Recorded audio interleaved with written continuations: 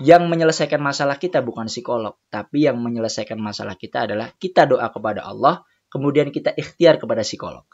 Nah, jadi konsep ikhtiar dan tawakal itu dapat dan kita nggak syirik gitu loh. Tapi kita tetap solving problem. Nah, harusnya seperti itu. Halo, Halo, ya ngapain? lagi nyari orang buat ngobrol nih. Iya, sama. Dari mana? Dari Makassar. Makassar, Sulawesi Selatan. Telat. Hmm, Orang mana? aku orang Jawa Tengah.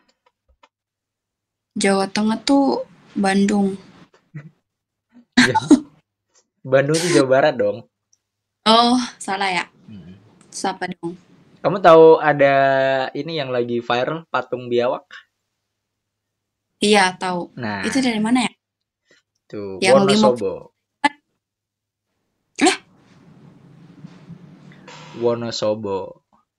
Wonos. Itu di mana? Di Jawa Tengah kan tadi gue udah bilang di Jawa Tengah. Belum pernah deh. Iya, ya emang Wonosobo tuh kayaknya nggak terkenal dan baru terkenal tuh gara-gara si patung biawak itu ya. Itu pun buktinya banyak yang nggak tahu ya. Yang harga 50 juta. Iya. Ya intinya saya di situ. Ini by the way. Baru dengar. Iya baru dengar. Gak apa-apa, that's fine. Berarti apa nih kesehariannya apa nih? Kalau boleh tahu, kuliah, kerja, atau apa gitu? Kuliah. Semester? Baru semester 2. Baru banget dong. Ngambil apa? Coba kalau dari mukaku cocoknya apa? Aduh, ini kita pilih sesuai dengan cewek-able ya. Biasanya cewek-abelan banget tuh berbau dengan kesehatan. Ya benar. Terus keperawatan. Enggak. Farmasi. Enggak. Bidan. Enggak. Dokter umum. Dokter spesialis. Apa dong udah semua itu? Dokter jiwa. Ya berarti spesialis dong. Enggak. Enggak. Aku psikologi. Oh psikologi. Tapi ini cocok nggak sama? Iya kayaknya kamu nih sedang apakah sudah capek mengurusi orang sakit jiwa? Aku belum ngurusin itu sih, belum. Ya cocok nggak cocok mah ya cocok aja. Kan baru semester 2 juga. Iya. Kamu fakultas apa? Apa? Tebak dong.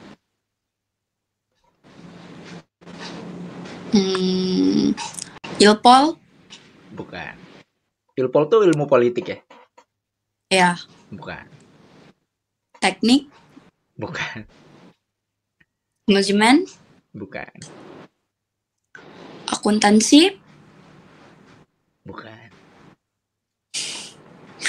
Clue, please clue. Aduh, clue-nya apa ya? Ini kalau clue tuh langsung dapat nih. Enggak, aku mau clue doang. Clue-nya clue-nya Indonesia emas itu ditentukan oleh profesi ini. Hukum. Bukan. HI. Bukan. Apaan sih? Nyerah. Aku di pendidikan. Oh, guru. Iya. Yeah. Oh, kelihatan. Enggak sih. Kelihatan tapi nggak bisa nebak ya. Tapi pas sudah tahu kelihatan. Kelihatan apa? Kelihatan kayak penghapus mukanya ya. Kayak guru. Semester berapa, Kak? Kelihatannya semester berapa? Semester 4. Semester 4?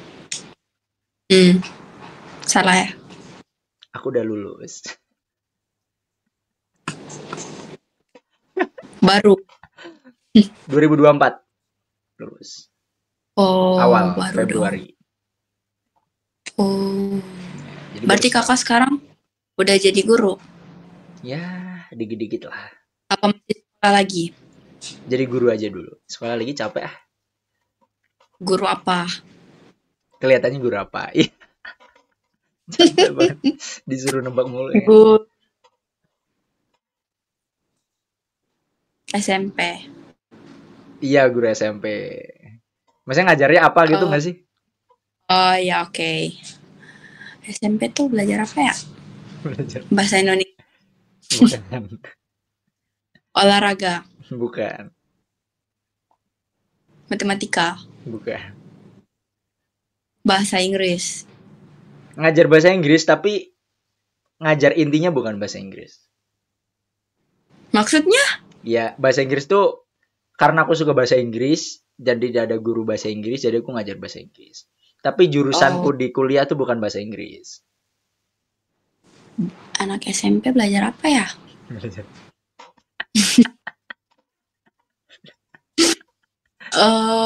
Tuh aku belum menyerah. Oke. Sejarah. Bukan. Susah banget ya. Ini tuh pelajaran yang susah apa gampang? Oh, agama. Iya, agama. Sekarang udah kelihatan? Atau enggak? Apa? Sekarang udah kelihatan? Enggak sih. Enggak. Tadi kan kelihatan katanya, sekarang enggak kelihatan. Iya, enggak kelihatan kalau guru agama. Kelihatannya kayak guru apa? Guru bahasa Indonesia. Guru bahasa Indonesia.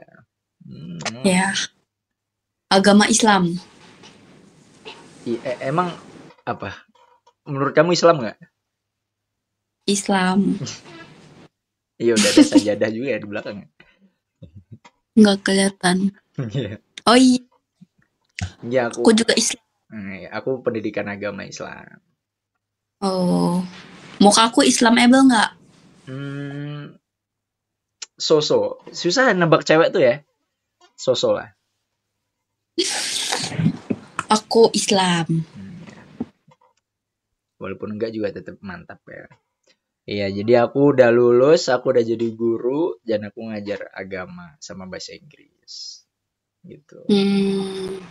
Tapi jadi guru itu worth it gak sih zaman sekarang? Yap, kalau kita tanya worth it atau tidak, jelas sangat tidak worth it. That's it.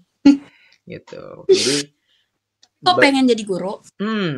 Apakah saya harus bercerita? Iya. Mari kita mulai storytelling ini ya. Jadi sebenarnya itu bermula dari aku mulai suka atau aku mulai punya keinginan ngajar itu sebenarnya malah pas kuliah. Gitu. Jadi dulu tuh waktu SMA, by the way aku di pesantren yang memang udah sedikit banyak punya basic agama. Nah, terus aku nanya nih sama guru. Kayak guru nanya deh, kayak kamu besok mau kuliah mau ngambil apa? Terus aku bilang karena aku suka di dakwah dulu. Jadi aku bilang aku mau kuliah di dakwah aja. Gitu, memperdalam ilmu dakwah. Terus guruku bilang, "Tapi kamu besok di rumah bakal ngajar nggak?" Ya mungkin ngajar karena di rumah ada MTS sama ada pesantren juga di rumah, dekat rumah lah intinya. Terus guruku bilang, "Oh, kalau gitu, kalau kamu sama-sama nanti di rumah bakal ikut ngajar, mending kamu ngambil jurusan pendidikan aja. Toh dakwah itu kan tidak perlu ijazah. Selagi kamu belajar, memperdalam ilmu kamu, pasti kamu bisa jadi pendakwah yang baik," kata guru begitu. Terus akhirnya aku memutuskan untuk masuk pendidikan agama Islam gitu. And then gitu. Enak gak ngajarin anak SMP? Enak nggak enak sih, tergantung anaknya. Tapi mostly aku masih nyaman. Karena aku juga mengajar dengan apa yang mereka mau. Jadi ada maksud guru favorit? Enggak juga, tapi maksudnya aku lebih ke intinya kayak aku tuh selalu sebelum mengajar anak itu pasti aku kasih teken kontrak bahasanya. Kita kasih deal-dealan nih. Kayak misalkan kalian mau saya itu seperti apa gitu. Tapi nanti saya juga minta syarat ke kalian gitu. Misalnya gitu. Saya nggak bakal marah-marah, saya nggak bakal jadi orang yang membosankan, saya bakal ngajak kalian untuk menyenangkan, tapi dengan satu syarat, kalian tidak boleh melanggar syarat-syarat saya. Dalam artian, harus mengerjakan tugas, nggak harus mengerjakan PR, harus mendengarkan, apa-apa segala macam. Jadi ketika salah satu rules ini kok rusak, ya maka begitu juga sebaliknya. Apa yang saya berikan ke kalian juga akan saya rusak. Dalam arti, yang harusnya saya friendly, saya nggak friendly lagi. Yang harusnya bisa mungkin seminggu sekali kita nonton film buat refreshing otak, nggak ada nonton lagi nih atau apa kayak gitu. Intinya ada punishment dan juga ada reward kayak gitu. Oh, gitu sih. Berarti kayak kasih feedback yang sama ya? Iya, ya harus gitu. Karena anak zaman sekarang itu kan di treat layaknya zaman VOC nih kalau orang-orang bilang gitu ya. Itu udah nggak bisa. Mereka tuh harus di treat equal, harus di treat sama gitu. Secara nggak langsung kita selaku guru juga harus mengikuti zaman gitu kan. Benar. Karena kebanyakan guru tuh kayak pada ini kolot cara ngajarnya, jadi kayak bisa kayak bosan. Makanya aku selalu memberikan iming-iming, kayak aku pribadi masih menggunakan metode ceramah karena menurutku sebenarnya metode menyampaikan ilmu paling baik itu metode ceramah gitu. Yang penting ceramah yang talkative, yang ada apa sih, tanya jawab terus berinteraksi. Jadi kita sambil menerangkan, anak itu sambil dipancing, anak dijadikan contoh, anak ditanyakan, anak disuruh membaca dan sebagainya, tapi tetap ada, intinya guru itu tetap menjadi sumber dari informasi itu tadi. Nah, cuman nanti di sela-sela ini bisa kita kasih kayak, capek ya, kita main game dulu gitu. Capek ya, kita ini dulu, nanti dapat hadiah nih 5.000 atau apa. Jadi pokoknya kayak gitu. Jadi makanya aku kurang suka dengan konsep kelompok atau yang sekarang ya kurikulum merdeka dengan yang belajar sendiri, karena yang jadi masalah, boleh oke lah kita mengeksplor mereka biar mereka bisa mengeksplor dunianya. Yang jadi pertanyaan, apakah mereka mau mengeksplor? Kan di situ. Yang jadi problem di Indo itu kan anaknya itu nggak mau mengeksplor ilmu karena dia aja males buat berilmu gitu. Jadi kita kasih buku ya cuman buat mainan doang, nggak dibaca. Gitu. Makanya di Indonesia tuh memang masih harus dituntun, harus dikasih bimbingan gitu. Karena aku kemarin banyak baca artikel tuh ada, ternyata pendidikan di Indonesia itu tertinggal 180 tahun dari pendidikan yang seharusnya. Jadi kita merdeka aja baru 80 tahun nih tahun ini. Iya. Kita tertinggal 100 tahun ke belakang lagi. Jadi pendidikan kita tuh kacau balau. Jadi saat masyarakat kita belum siap menerima pendidikan yang sekarang, tapi kita memaksakan pendidikan itu. Jadi kan nggak connect. Gitu. Istilah anak bayi yang harusnya minum susu tapi dikasih makan nasi, tetap nggak bisa. Karena belum waktunya. Gitu loh. Nah, makanya aku masih menggunakan metode jadul, yaitu ceramah. Karena mereka tuh belum bisa disuruh bikin kelompok dan lain sebagainya. Di perkotaan mungkin sudah ada, karena mereka udah punya mindset yang bagus. Tapi di pedesaan, yang notabene apa-apa kurang, gitu loh. Gitu. Itu yang aku rasakan pribadi sih. Makanya aku tidak muluk-muluk mengajar yang harus kayak menggunakan metode ini, harus apa segala macam bla bla. Anak udah mau dengerin aja udah seneng, gitu loh. Kan di situ kan masalahnya. Jadi ya. Keren. Sekarang kelihatan jadi gurunya.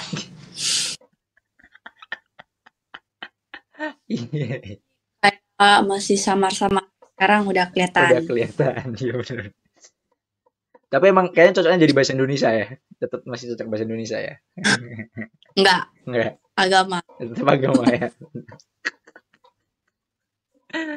Ya seperti itulah retorika menjadi guru.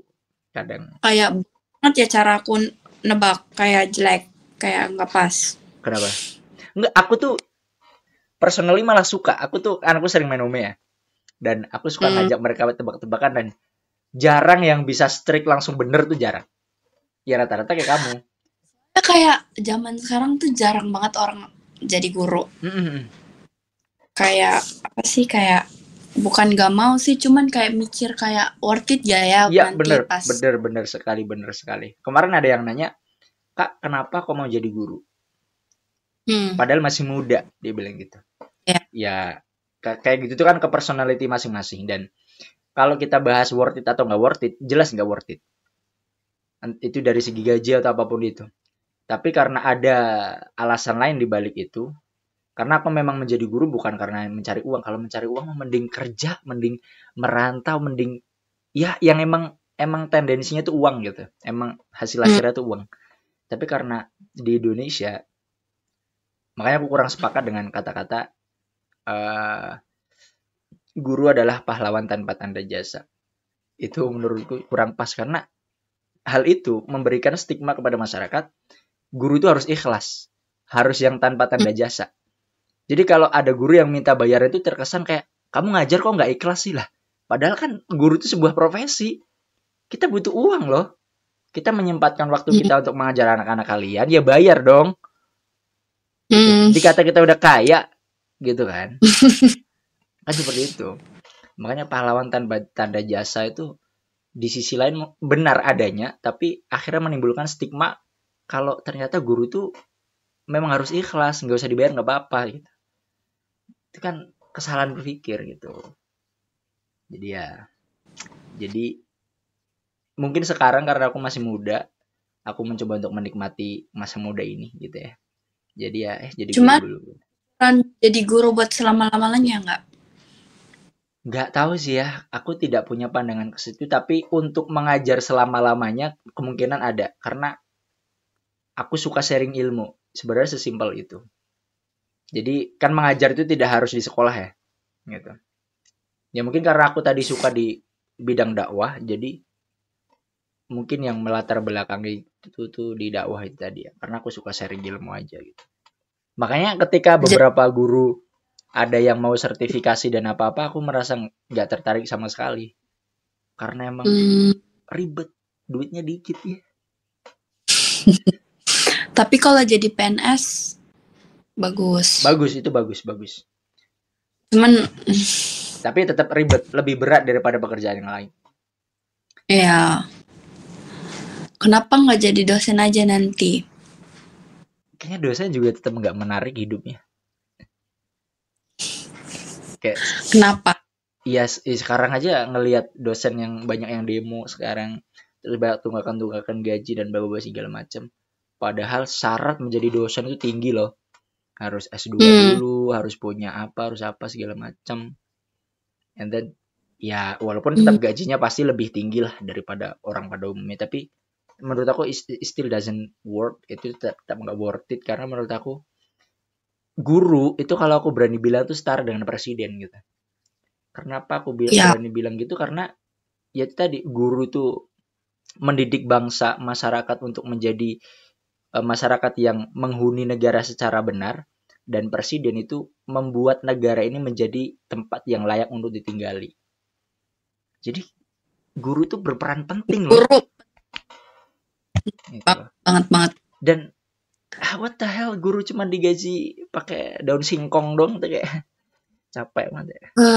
Aku pernah dengar guru apa sih namanya yang honorer, kayak bayar per 4 bulan. Dan pun kayak cuman 400 berapa ratus kayak nggak worth it sama sekali. Makanya aku tidak ingin menjadikan profesi guru ini sebagai ladang penghasilan. Aku hanya ingin menjadikan ini sebagai ladang apa ya? Karena kita bahas agama, mungkin ladang pahala, sebagai ladang aku untuk berbakti kepada masyarakat di daerahku. Itu aja sih. Makanya aku mencoba untuk mencari penghasilan mungkin besok di tempat lain gitu, dalam artian di jalan yang lain gitu. Makanya aku sekarang sedang menikmati aja masa menjadi guru muda ini. Jadi I'm just enjoy the moment aja. Gitu. Seru. Kalau aku pengen jadi psikolog aja. Pengen jadi psikolog. Berarti harusnya kamu jadi pendengar yang baik dong. Tapi emang ya di realita kamu pendengar yang baik? I don't think so. Mungkin ya. Tapi banyak teman-teman yang kayak curhat ya kamu gitu tuh banyak. Iya. Nah, Itu juga salah satu alasan aku ngambil jurusan psikologi. Udah bisa melihat belum psikologi gue gimana? So far nih gimana nih orangnya? I think kamu orang yang oversharing. Gak apa, that's fine. Terus? Nggak tahu ya. Aku baru kenal kamu beberapa menit yang lalu, jadi aku. Ya nggak. Ini kan kemampuan orang tahu lebih dalam tentang psikologi itu kan berarti mereka lebih hebat dari orang-orang pada umumnya. Jadi gimana? Menurut pandangan kamu so far aja deh. Gitu. Apa ya? Nggak tahu. Gimana dah? Aku baru semester 2. Ya, kasarnya aja. Kamu kayaknya di real life kayak ini ya, punya banyak teman pasti. Sekarang lumayan. Kamu orang yang terbuka sama orang, so kayak gampang percaya gitu sama orang. Gampang percaya. Mungkin ya, karena salah satu hal yang aku junjung itu keterbukaan ya. Ya. MBTI kamu apa sih? Apa? MBTI. MBTI pernah apa cek nggak? I don't know. Pernah tes kayak tes kepribadian gitu? Aduh, nggak pernah lagi. Kamu coba tes. Coba ada kok nanti. di link Google gitu. MBTI gitu ya. Kamu kayaknya ekstrovert ya? Kalau menurut aku pribadi, aku mungkin ambivert. Karena aku masih kayak di lingkungan baru tuh masih kayak apa sih, melangkah-langkah dulu gitu, tau gak sih? Susah beradaptasi. Kayak beradaptasi untuk langsung tuh susah. Kayak aku beberapa ikut komunitas gitu, ya ikut organisasi tuh, aku mulai berani untuk istilahnya merangkul semua, berani untuk mengaspirasikan pendapat tuh di akhir-akhir ini. Kayak maksudnya akhir tahun lah gitu. Tapi emang tadi aku emang oversharing. Aku ketika udah akrab dengan seseorang, aku bisa ngobrol sebanyak apapun. Makanya aku sering dibilang cowok yang cerewet tuh dulu waktu SMA. But which is fine. Gitu. That's good. Kayak bagus. Kayak ada cowok yang banyak ngomong. Biasanya cowok tuh kayak sok cool, jaim. Itu hal yang paling tidak aku bisa adalah sok cool ya. Tidak bisa. Bawanya ketawa banget, buset. Apalagi aku tuh orangnya receh banget. Jadi kayak nggak bisa. Kocak. Apalagi aku juga suka memes dan bla bla bla. Suka apa? Memes, tahu memes ya? Meme. Oh, ya. Yeah. Apalagi tadi apa selain itu? Ada lagi nggak? Apa lagi ya? Tadi udah extrovert, terus apa lagi? Suka didengar ya suka bercerita ya sama mama kamu. Nah, aku malah minusnya aku tidak terlalu akrab dengan keluarga ya. Oh. Yeah. Itu juga salah satu alasan kenapa kamu oversharing keluar. Karena kamu jarang didengar gak sih? Ya, mungkin. Baru kepikiran. Jadi kayak karena kamu jarang didengar sama orang, misalnya sama keluarga kamu, makanya pas di luar kamu kayak nyaman gitu ya? Kayak banyak ngomong gitu. Iya sih. Ya kayak pola asuh orang tuanya kayak sebenarnya kayak gitu sih kalau misalnya kayak ngomongin pola asuh. Iya sih, karena orang tua aku tuh tipikal orang yang aku merasakan pribadi tuh kurang menjadikan anak sebagai kurang dekat dengan anak gitu, kayak nggak mau tahu dengan anak atau nggak mau nanya dengan anaknya atau apapun itu gitu. Dan mungkin tapi juga kayak gitu, fine nggak? Kenapa? Fine nggak dengan sikap orang tua kamu kayak gitu? Untuk aku fine aja, karena mungkin kebetulan karena aku juga lama di pesantren, itu yang salah satu membuat jadi renggang juga. Dan tapi alhamdulillahnya ketika di pesantren aku jadi tahu tentang istilahnya mengerti orang tua gitu kali ya. Jadi aku mencoba untuk memahami ketika orang tua nggak terlalu akrab dengan aku, mungkin karena memang beliau juga dulu dididiknya seperti itu, gitu mungkin ya. Cuman itu lumayan berimbas di adik-adikku. Kayak adekku yang cowok tuh dia lumayan nakal, dan ketika dia sedang dapat sesuatu musibah atau dapat fenomena nih gitu ya, dia tuh nggak cerita ke orang tua atau nggak cerita ke keluarga, tapi ceritanya malah ke teman-temannya gitu. Jadi kayak misalkan dia ditanyain, kemarin tuh pernah dia kejadian intinya kecelakaan gitu lah, dia tuh cerita ke ibu aku tuh ABC, pokoknya pertama A terus B terus C gitu. Tapi ketika dia cerita ke temannya, dia cerita apa adanya. Makanya ibuku tahu dari temanku, malah dari temannya adikku itu tadi. Kayak gitu. Jadi cenderung ada ketakutan untuk cerita kepada keluarga gitu. Iya. Nah, itu tuh berimbas di keluargaku. Tapi kalau aku pribadi sih, karena aku emang, ya mungkin itu juga yang berimbas. Aku ketika ada masalah juga, aku juga I'm trying to solve with myself. Aku coba untuk menyelesaikan dengan caraku sendiri. Aku nggak mau sharing karena nggak terbiasa itu tadi kali ya. Gitu. Mungkin karena udah tahu kayak gimana feedbacknya sama kalau misalnya cerita sama orang tua, makanya kayak jadi malas gitu. Bener. Karena emang mungkin orang tua aku mungkin tipikal orang tua zaman dulu ya, yang ketika anaknya sharing itu malah dijudge, tau gak sih? Iya. Nah itu yang mungkin dulu pengalaman dulu lah, yang kayak misalkan lagi main terus berantem, diaduin malah kita yang dimarahin gitu. Akhirnya ke bawah sampai gede, dan apalagi tambah aku di pesantren yang pasti renggang lagi karena nggak pernah ketemu kan. Gitu. Itu mungkin seperti itu sih. Oh iya sih, benar juga ya. Itu psikologi mana nih? Gila Emang cita-citaku. Semoga tapi bagus aja sih, ya. Walaupun ini hal sederhana, tapi identifikasi kamu tuh tepat gitu. Relate dengan aku gitu ya istilahnya. Best compliment ever. Iya. Tahan dulu dong. Iya. Aku belum tahu nama kamu. Oh, nama aku tulis aja, agak susah nih. Iya. Lakuna. Lakna. Iya. Aku belum pernah ketemu orang yang namanya kayak gitu. Aku punya jokes buat namaku ya. Lakna tuh jangan dipakai T ya. Gitu. Itu jokesnya. Lakna.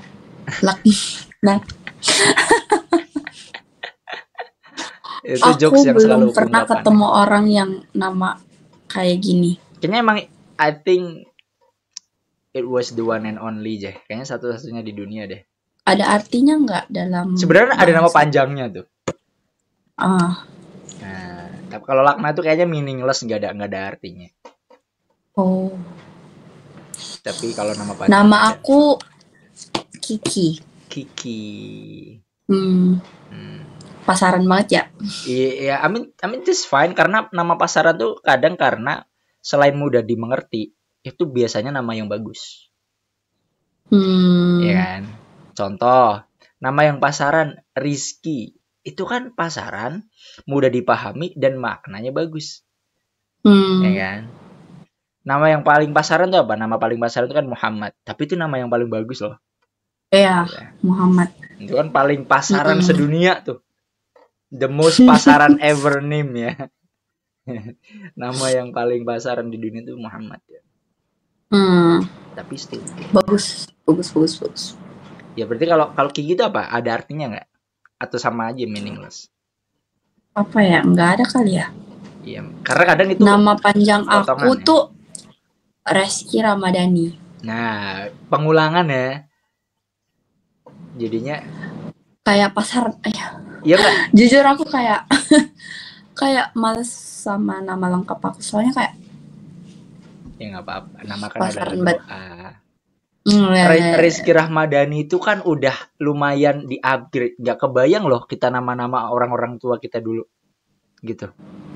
Ya kan? Apalagi nggak tahu ya di Makassar nggak tahu, tapi kayak di Jawa tuh ya, nama ada nama Paijo, Jono, terus apa lagi tuh Tuminah dan bla bla segala macam. Itu tuh nama pasaran banget, dan kayak sekarang tuh identik dengan orang tua. Tapi karena emang dulu zamannya kayak gitu, ya that's fine gitu. Ya mungkin ketika nama Rizky Ramadhani itu mungkin masa kecil kamu itu bagus. Tapi karena sekarang nama tuh kan udah aneh-aneh sekarang tuh. Iya, parah. Gen Alpha tuh kan namanya kan ngeri-ngeri. Kayak disebutin aja tuh susah. Iya, bahkan ada tuh aku mention nama anak tetanggaku ya. Namanya tuh Yusuf Al-Qaddafi. Itu kan gila, Al-Qaddafi itu kan salah satu penolanya Taliban gitu. Tapi mungkin karena keren aja Yusuf Al-Qaddafi itu kayak goks gitu. Kamu pernah nggak ngabsen murid terus kayak ada nama yang susah banget? So far belum ada. Belum ada. Belum ada. Saya kalau anak SMP sekarang gen apa ya? Masih Gen Z ya? Masih Gen Z tapi kan generasi akhir. Kamu berarti gen milenial. Aku Gen Z, I'm still Gen Z. Oh iya? Iya, aku 2000. Oh, berarti sekarang udah 25. Iya. Aku 25 tuh besok. Udah. By the way, besok banget loh. Sekarang udah jam 12, happy birthday. Iya. Tapi kan di aku belum jam 12. Gak apa-apa, aku jadi yang pertama aja. Iya, terima kasih. Tanggal berapa ya besok? 27 ya? Iya, 27. Ya. Happy birthday. Ya kan. Balik lagi ke nama ya. Jadi kayak, tapi aku pernah nemu nama yang ada nama TikToknya, tau nggak? Itu gila nggak? Bentar, kayaknya aku simpen deh, coba nama lengkapnya siapa ya? Maksudnya kayak TikTok? Bener-bener literally TikTok nama tengahnya. Bentar. Kayaknya itu aku simpen deh. Karena saking aku pengen nunjukin ke orang-orang. Berarti pas hamil mamanya suka scroll TikTok. Enggak, kayaknya emang konten kreator deh mamanya deh. Nggak kebayang yang ibu-ibu FB Pro ya. Anaknya dinamain Siti Meta Facebook. Ya. Nah, ini namanya Briella TikTok Camelia. Buset. Ngeri banget ya. Dipanggil Ella. Dia dipanggil TikTok lah, apaan? dia kalau dipanggil temannya sambil pargo ya kan. Sambil Velcity. Sambil gini-gini nih. Sini dong. Buset.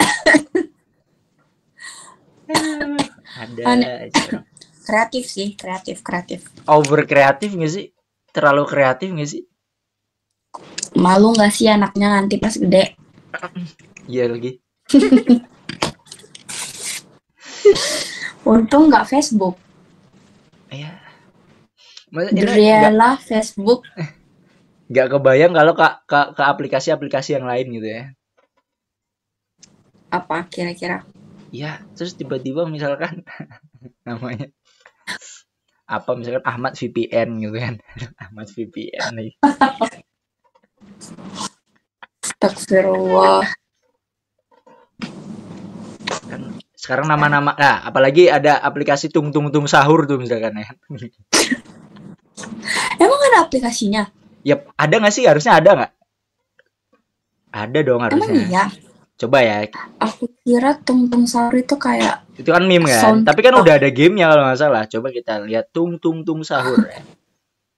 Tung. Tuh ada loh. Ada. Tung sahur 3D. Wow, gila kata.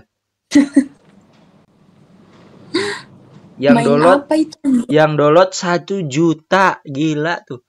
1 juta download, yes. Itu main apa ya? Nggak tahu. Bangunin orang sahur. Oh, ini game horor. Oh. Buset. Tuh. Kreatif banget ya? Namanya tung sahur ya. Kayak orang-orang sekarang pada kreatif banget. Oh, nggak kreatif sih kayaknya emang. Emang ya?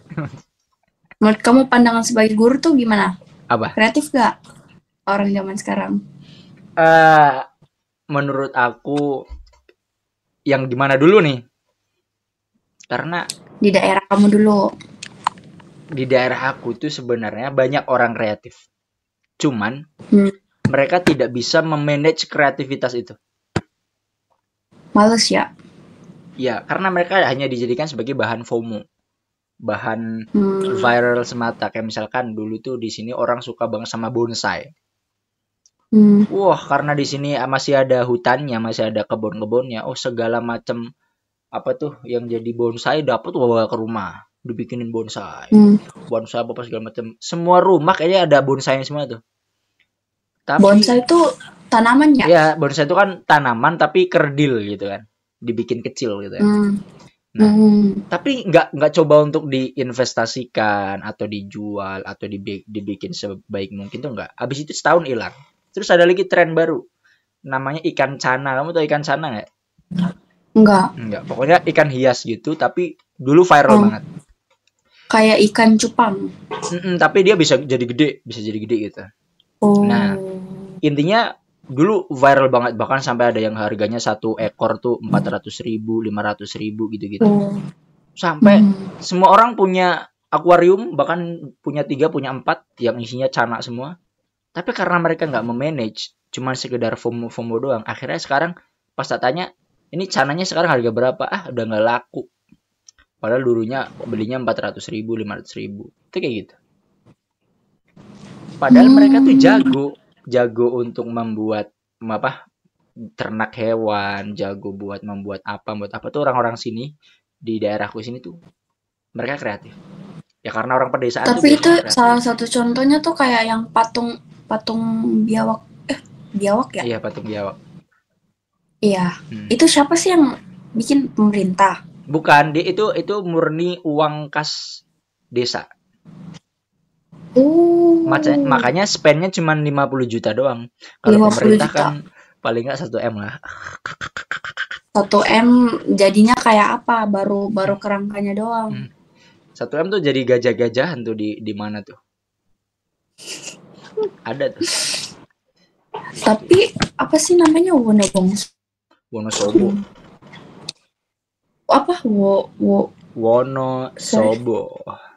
Wonosobo. Kalau kamu tahu Dieng, ya Dieng tuh di Wonosobo. Itu kayak ibu kotanya apa? Ibu kota? Kota nggak ada ibu kotanya dong. Oh. Itu kabupaten. Bukan kota, kabupaten. Cuman kota besarnya tuh apa? Wonosobo. Ya Dieng itu ya, Dieng biasanya. Yang terkenal tuh Dieng. Cuman kalau misalnya kayak naik pesawat itu langsung ke Wonosobo. Nggak bisa. Di Wonosobo tuh nggak ada apa-apa. Bahkan kereta api pun nggak ada. Oh, jadi kita kemana dulu? Kita kalau naik pesawat berarti kalau nggak ke Semarang ya ke Jogja. Tapi mostly ke Jogja nggak sih? Semarang tuh ada nggak ya? Nggak ada. Kalau Jogja ke Wonosobo berapa jam? 3 jam. Aku biasanya 3 jam.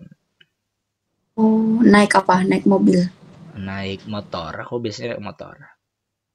Oh, 3 jam. Oh, berarti kayak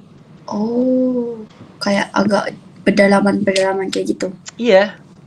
Apalagi di aku tuh tinggal di pedesaan yang nggak ada warkop, nggak ada kafe, nggak ada Alfamart pun nggak ada. Benar. Iya. Jadi adanya tuh yang Alfa tapi Alfa KW tau gak sih? Yang iya. Tapi yang Alfamartnya tuh nggak. Intinya bisnis yang biasanya lumrah di perkotaan tuh di sini nggak ada. Gitu. Berarti kayak termaksud ketinggalan gitu ya? Atau emang sengaja nggak dibikin? Ya emang ketinggalan kayaknya sih. Gitu. Makanya di sini tuh orang yang berpendidikan tuh masih jarang. Kayak anak niat pengen SMA aja masih bisa dihitung. Berarti kayaknya di sana banyak ini ya, nikah muda. Exactly 100%. Bahkan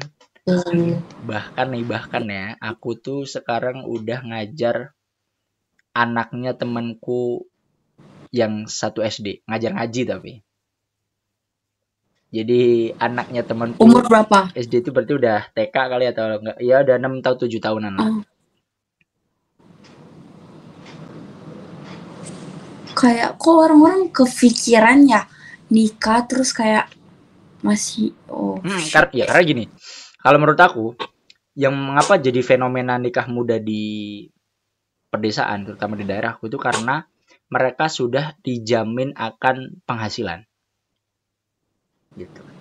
Karena di sini mostly pasti orang tua tuh punya tanah.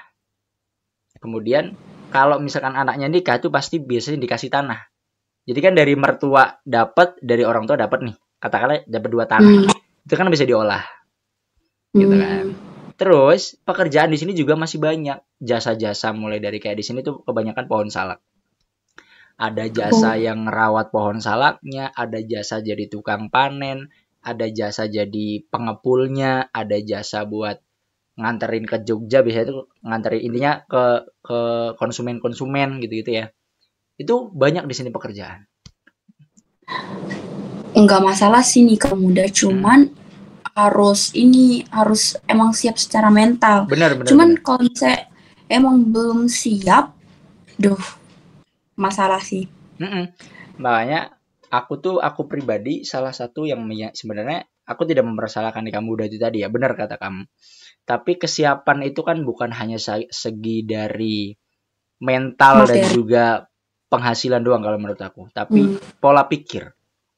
Karena pola pikir ini nanti akan menentukan gimana mereka akan menentukan keluarga mereka seperti apa dan anak mereka itu akan seperti apa.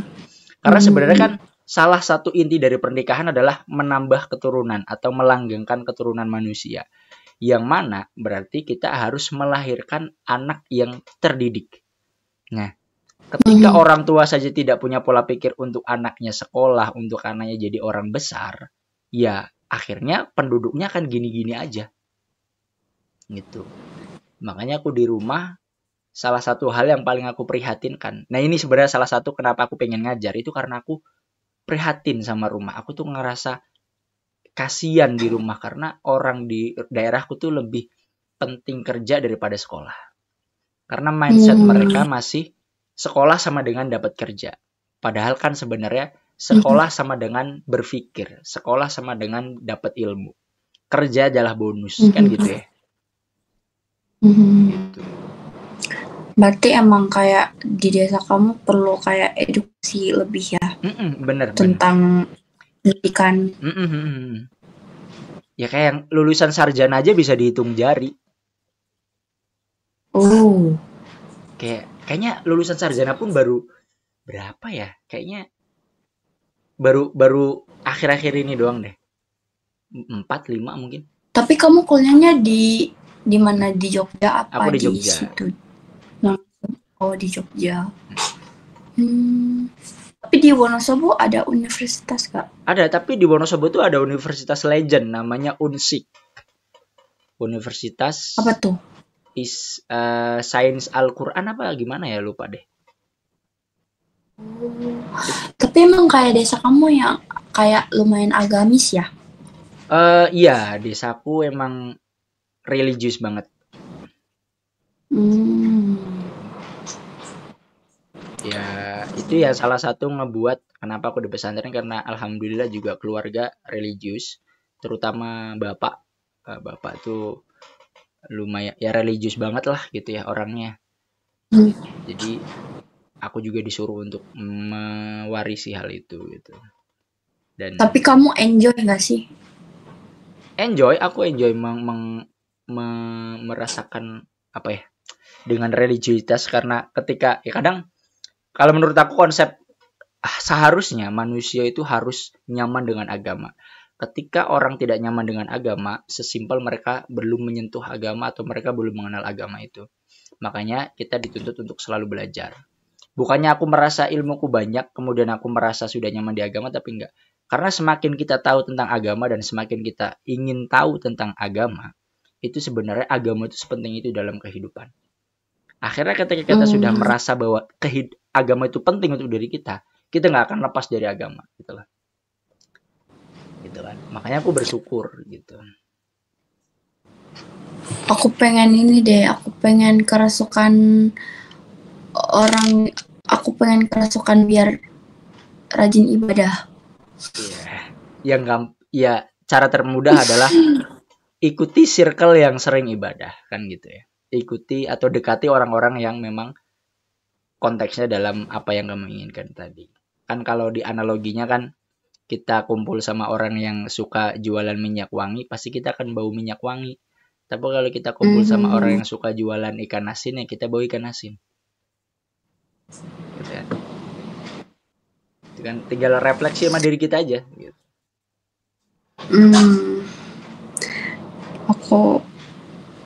Aku ini sih kayak agamanya belum sempurna banget lah. Iya. Kayaknya emang gak ada yang sesempurna itu ya. Aku juga masih belum sempurna, tapi mungkin kemauan untuk menyempurnakan itu belum ada gitu kali ya.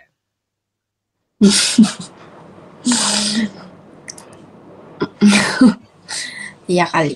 Iya, jadi nggak apa-apa lah. Yang penting at least kamu udah ada kepinginan lah. Ada apa sih? Ada sedikit klik di hati. Ada kemauan untuk kayak aku pengen nih jadi orang yang minimal 5 waktu nggak ada yang bolong nih gitu kan. Gitu-gitu. Itu udah trigger yang bagus. Karena kan yang penting trigger itu harus dipupuk karena kita nggak tahu hikmah itu datangnya kapan. Motivasi malam ini. Yeah, that's real motivation for this night. Iya. Ya. Aku dari tadi ketemu orang yang gak ada benar sama sekali, jadi kayak baru nih berarti ketemu yang waras gitu. Iya. Tapi kamu menganggapnya waras kan dari sisi? Iya dong. Aku tuh suka banget ketemu orang yang bisa berbagi ilmu gitu. Dan itu buat nambah ilmu. Ini bukan aku bermaksud pick me, tapi memang kenapa aku suka main Umi TV itu karena sebenarnya Umi TV itu kalau dimanfaatkan dengan benar, kita tuh bisa dapat insight yang begitu random tapi manfaat gitu. Kayak tadi misalkan sesimpel aku belum tahu nih cara gimana sih psikolog itu bekerja atau mereka menganalisis. Karena aku ngobrol sama kamu jadi tahu nih. Ternyata psikolog tuh gini caranya. Kan gitu. Sebaliknya tapi kamu tuh kalau misalnya kayak ada bermasalah dengan mental kamu kayak ke psikolog apa kayak beribadah doang? Aku nggak pernah ke psikolog ya, jadi aku biasanya ya just solving problemnya itu dengan diri aku sendiri dan kadang ya berbicara dengan Tuhan gitu kayak. Soalnya tuh kayak kebanyakan orang tua tuh kalau misalnya anaknya mau ke psikolog tuh disuruh perbanyak ibadah. Padahal bukan itu sih, itu kayak cuman salah satu, cuman kayak kita juga perlu orang profesional yang bisa ngerti kita nggak sih?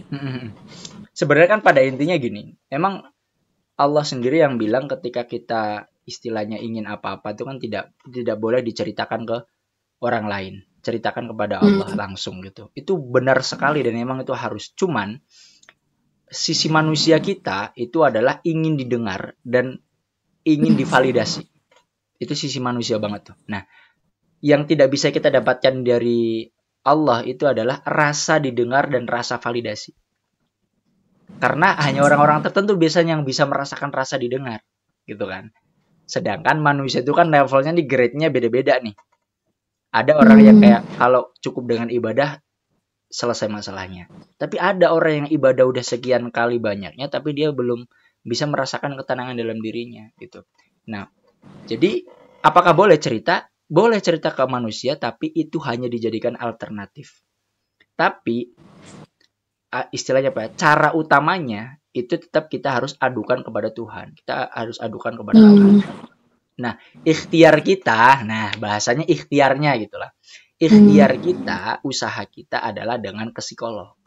Tapi doa kita adalah kepada Allah. Jadi biar kita tuh tidak istilahnya kufur, biar kita tuh tidak syirik bahwasanya yang menyelesaikan masalah kita bukan psikolog, tapi yang menyelesaikan masalah kita adalah kita doa kepada Allah, kemudian kita ikhtiar kepada psikolog.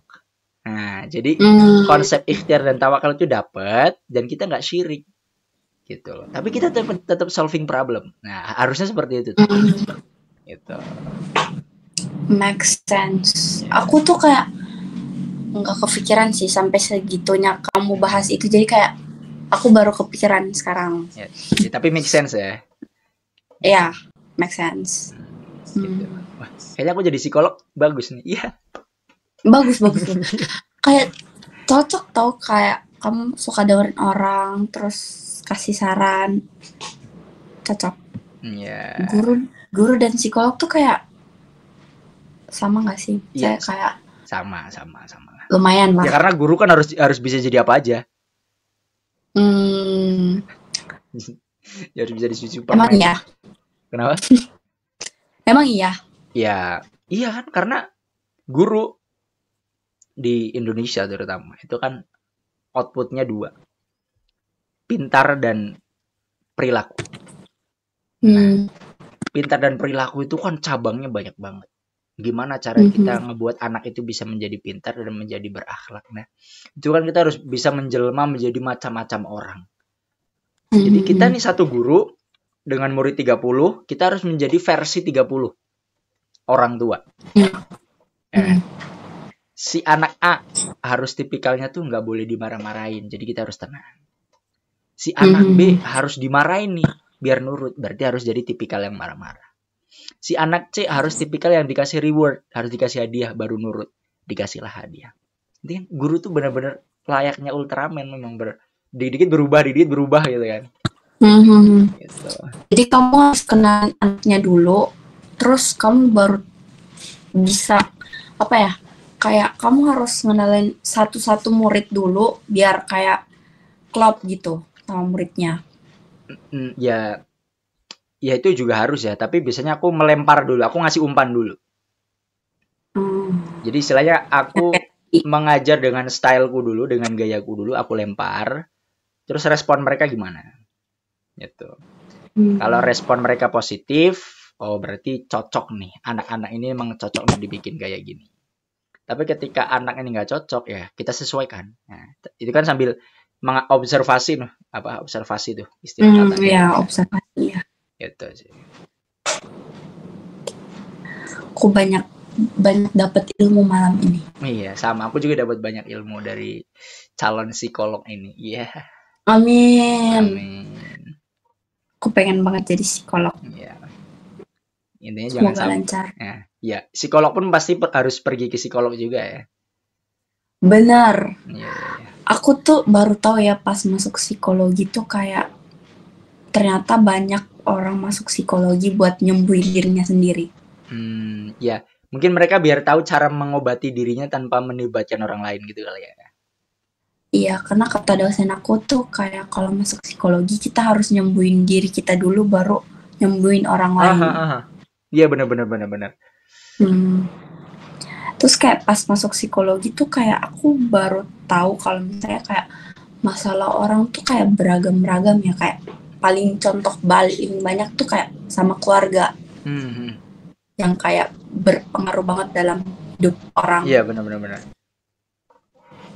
Jadi aku kayak lumayan bersyukur dapet keluarga yang alhamdulillah cemara. Karena aku lihat tuh kayak orang tuh zaman sekarang kayak masalah paling banyak tuh masalah sama ayah, sama ibu, itu. Jadi kayak wah ternyata jadi orang tua itu sulit.